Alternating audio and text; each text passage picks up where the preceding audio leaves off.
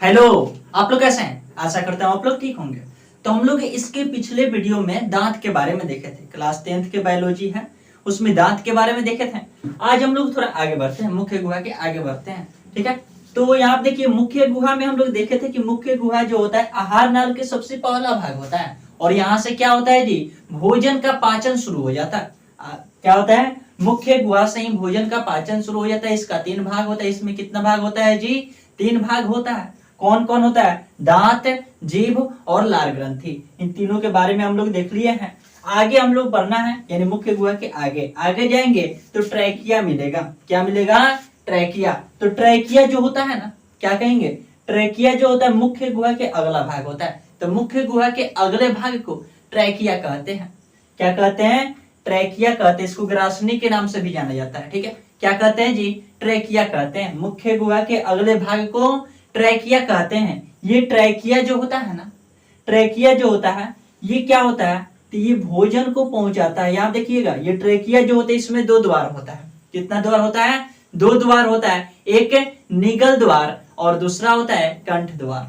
ठीक है, क्या होता है? निगल द्वार और कंठ द्वार। यानी ट्रैकिया जो होता है आगे चल के 2 द्वार में, मतलब क्या, खुल जाता है। कितने द्वार में? 2 द्वार में, निगल द्वार और कंठ द्वार। एक मतलब निगल द्वार से भोजन जाएगा और कंठ द्वार से यानी वायु जाएगा, यानी सांस लेंगे तो वही वायु जो होता है कंठ द्वार से क्या होता है? अंदर प्रवेश करता है। तो ये कंठ द्वार शब्द की भोजन ग्रहण करते हैं। तो भोजन को कैसे पता चलेगा कि हमें किस में जाना है? तो भोजन जाता है किस में है जी? निगल द्वार में जाता है। किस में जाता है? निगल द्वार में जाता है। अब मान लीजिए कभी कभी ऐसा होता है कि भोजन को निगल द्वार में जाना चाहिए, कंठ द्वार में जाने लगता है, जानते हैं? तो उसको रोकता कौन है? यानी कंठ द्वार के ऊपर जो होता है एक पट्टी होता है। क्या होता है?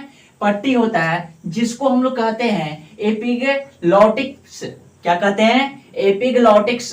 ठीक है, यानी कंठ द्वार के ऊपर एक पट्टी होता है जिसको हम लोग कहते हैं एपिग्लॉटिक्स। ठीक है, ये एपिग्लॉटिक्स जो होता है क्या करता है? भोज्य पदार्थ को रोक देता है। कहां जाने से? कंठ द्वार में जाने से रोक देता है, ताकि वो क्या होगा? अंदर नहीं जाएगा। ठीक है, यदि वो अंदर चला जाएगा तो बहुत बड़ा क्षति पहुंचा देगा। इसलिए एपिग्लॉटिक्स जो होता है ये क्या करता है? तो भोज्य पदार्थ को रोक देता है, अंदर जाने नहीं देता है। ठीक है, किसमें? कंठ द्वार में। अभी वहां पे जैसे ही रुकेगा तो यहाँ देखिएगा, जब भोजन जो होता है उस द्वार में जाना चाहता है तो वो रुकता है। अब रुकेगा तो बंद हो जाएगा। क्या करेगा? कंठ द्वार को बंद कर देगा। और जैसे ही बंद कर देगा तो देखिएगा भोजन जब फंसता है ना तो सांस लेने में भी दिक्कत होता है। कैसे होता है? क्योंकि वो जो है एपिग्लॉटिक्स जो है ये क्या कर दिया है? उस कंठ द्वार को बंद कर दिया है। यदि वो बंद नहीं करता तो भोजन उसमें चला जाता, फिर गौजी आ जाता है, गड़बड़ हो जाता। यानी जाना चाहिए उसको का आमाशय में, चला जाता है हृदय में। हृदय में जाएगा तो वहां पे क्या हो जाएगा? कैंसर हो जाएगा। क्या हो जाएगा? कैंसर हो जाएगा। ठीक है, तो क्या होता है? बंद हो जाता है। क्या होता है? बंद हो जाता है। अब बंद होने की वजह से क्या होता है? वायु भी अंदर नहीं जा पाता है। क्या हो पाता है? वायु भी अंदर नहीं जा पाता है। इसी वजह से क्या होता है? जब भोज्य पदार्थ यानी भोजन जब अटकता है तो देखिएगा सांस लेने में भी दिक्कत होता है। क्या होता है? सांस भी इंसान अच्छे से नहीं ले पाता है। ठीक है, तो किसके कारण होता है? क्योंकि कंठ द्वार के ऊपर जो होता है एक पट्टी नुमा रचना होता है। क्या होता है? पट्टी नुमा रचना होता है, जिसको कहते हैं एपिग्लॉटिक्स।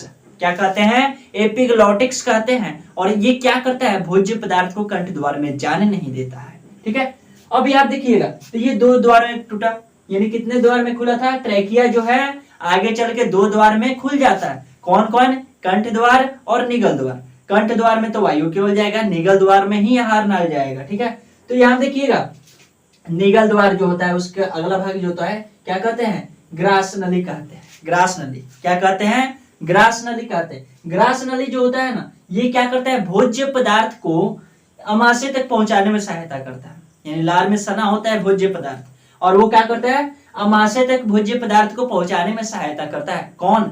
ग्रास नली। कौन करता है? ग्रास नली। इसमें जो होता है भोजन का पाचन 1% नहीं होता है, थोड़ा सा भी नहीं होता है। एग्जाम में भी पूछ लेता है कि आहार नाल के किस भाग में भोजन का पाचन नहीं होता है? क्या कहेंगे? ग्रास नली में। ग्रास नली में क्या होता है जी? भोजन का पाचन होता ही नहीं है। यहाँ पे क्या होता है? भोजन का पाचन नहीं होता है। यानी आहार नाल का यही एक इकलौता भाग है जिसमें क्या होता है? भोजन का पाचन नहीं होता है। अब इसमें जो होता है भोजन जैसे ही जाता है, यानी इसमें भोजन कब आएगा, ये पूरा लार में सना हुआ भोजन इसमें आता है, ठीक है। और इसमें जैसे ही आता है तो इसका दीवार जो होता है वो क्या करता है, संकुचन करता है। क्या करता है, संकुचन करता है या सिकुड़ता है।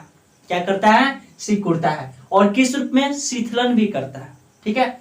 शीतलन करता है या फैलाव करता है, यानी सिकुड़ेगा फैलेगा, सिकुड़ेगा फैलेगा। इसको हम लोग कहते हैं कर्माकुचन गति। क्या कहते हैं, कर्माकुचन गति। तो ये ग्रास नली जो है इसका दीवार क्या होता है, सिकुड़ता है फैलता है, सिकुड़ता है फैलता है, ठीक है। और इस रूप से क्या होता है, भोजन आगे जाता है। क्या होता है, भोजन आगे जाता है। और सिकुड़ना फैलना है, ये क्या कहलाता है जी, कर्माकुचन गति कहलाता है। तो मान लीजिए कोई पूछेगा कि ग्रास नली में भोजन किस गति से आगे बढ़ता है, तो कर्माकुचन गति से आगे बढ़ता है। कर्माकुचन गति क्या होता है, तो ग्रास नली के दीवार जो होता है क्या करता है, सिकुड़ता है फैलता है, सिकुड़ता है फैलता है, ठीक है।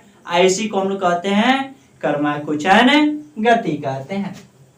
तो क्या होता है जी, ये भोजन जो है कहाँ चला गया, अमाशय में चला गया। कहाँ चला गया, भोजन अमाशय में चला गया। अब जैसे ही अमाशय में जाएगा तो अमाशय में उसका पाचन शुरू हो जाता है।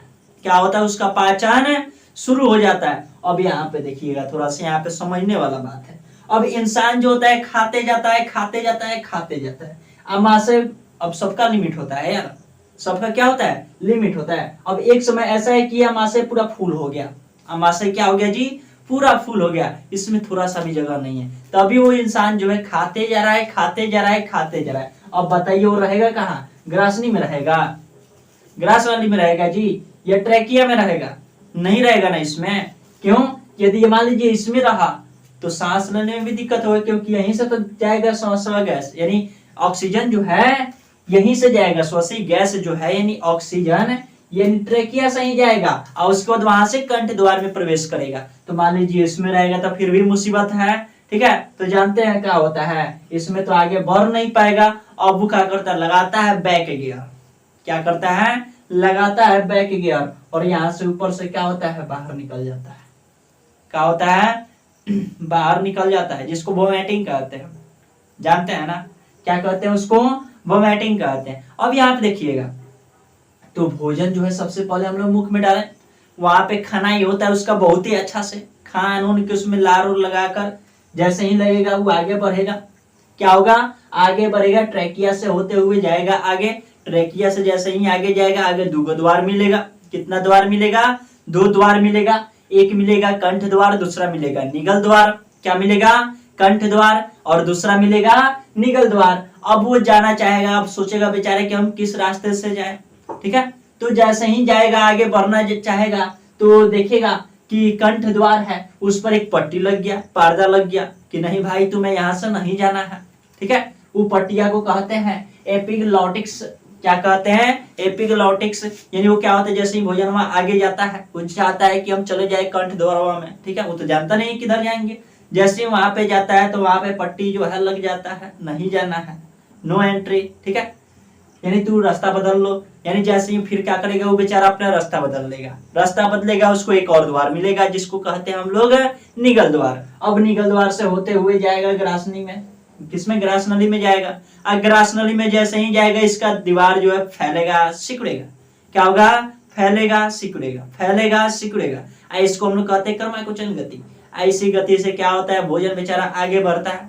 आगे जैसे ही बढ़ेगा, जाएगा अमाशय में, अमाशय में जाएगा, उसका धुनाई स्टार्ट हो जाएगा, ठीक है। धुनाई स्टार्ट होगा, बहुत अच्छा से धुनाई होगा, 2-3-4 घंटा तक धुनाई होगा, तो उसका पाचन उसमें होगा, ठीक है।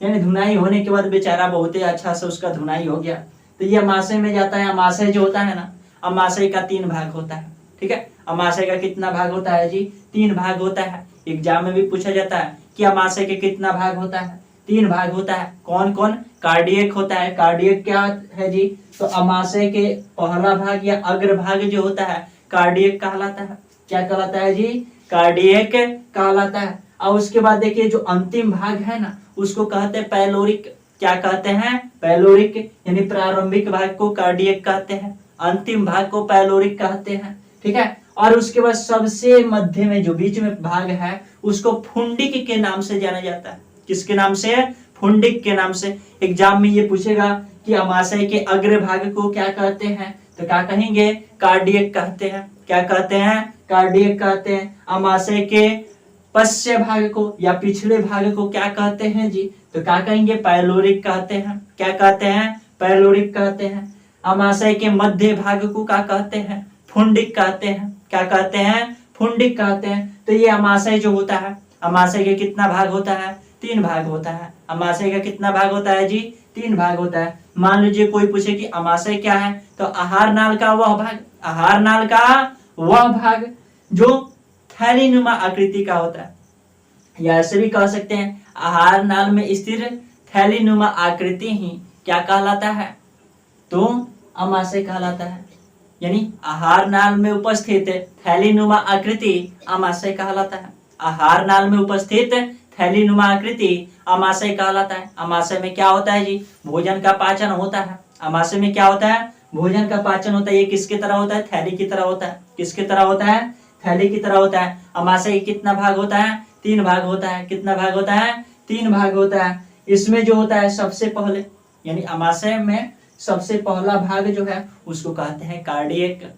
पूर्व भाग को यानी पहले भाग को क्या कहते हैं, या अग्र भाग को क्या कहते हैं जी, कार्डियक कहते हैं। पश्च या पिछले भाग को कहते हैं पाइलोरिक। क्या कहते हैं जी, पाइलोरिक कहते हैं। अब मध्य भाग को क्या कहते हैं, फुंडिक कहते हैं। क्या कहते हैं, फुंडिक कहते हैं। इसमें किसी को दिक्कत है जी, नहीं है, दिक्कत है नहीं है ना, तो क्या कहेंगे, तो ये फुंडिक है। क्या है, फुंडिक। आइए भोजन का इसमें क्या होता है जी, पाचन होता है। क्या होता है इसमें, भोजन का पाचन होता है। अब इसमें जैसे ही भोजन के खनाई वनाई हो जाएगा, पाचन हो जाएगा। अब देखिएगा यहाँ पे, ठीक है, तो ये अमाशय तो समझ में आ गया। आगे यहाँ पे दिखाई देगा यकृत। यकृत जो होता है क्या होता है, तो पाचन तंत्र के सबसे बड़ा ग्रंथि होता है। इसको पाचन ग्रंथि कहते हैं हम लोग। क्या कहते हैं, पाचन ग्रंथि। पाचन ग्रंथि क्या है पहले ये समझ लेते हैं। वह ग्रंथि जिससे भोजन का पाचन होता है, वह ग्रंथि जिसके सहायता से भोजन का पाचन होता है, उसे क्या कहते हैं, पाचन ग्रंथि कहते हैं। तो यकृत जो है सबसे बड़ा पाचन ग्रंथि है। क्या ये सबसे बड़ा पाचन ग्रंथि है। इसमें जो होता है पित्त का निर्माण होता है। किसका निर्माण होता है, पित्त का निर्माण होता है। अब पित्त जो होता है ना, क्या होता है, तो ये हरा रंग का होता है, ये क्षारीय होता है। क्या होता है, क्षारीय होता है। और ये जो होता है यहाँ पे देखिएगा, इसमें पित्त का निर्माण तो हो गया, तो इसमें पित्त रहेगा नहीं। ये जाता किसमें है, पित्ताशय में जाता है। कहाँ जाता है, पित्ताशय में जो होता है पित्त इकट्ठा रहता है। क्या रहता है, पित्ताशय में पित्त इकट्ठा रहता है। ठीक है, तो इसके आगे हम कल देखेंगे, क्योंकि वीडियो थोड़ा सा लॉन्ग हो गया है। ठीक है, ज्यादा लॉन्ग हो जाएगा तो फिर अपलोडिंग में टाइम लगेगा, दिक्कत होगा। ठीक है, दिक्कत ये नहीं होगा, दिक्कत ये होगा कि थोड़ा सा ज्यादा नेट लग जाएगा अपलोड करने में वीडियो। ठीक है, तो यही दिक्कत होगा, बाकी दिक्कत नहीं होगा। तो ठीक है, इसको देखते हैं कल।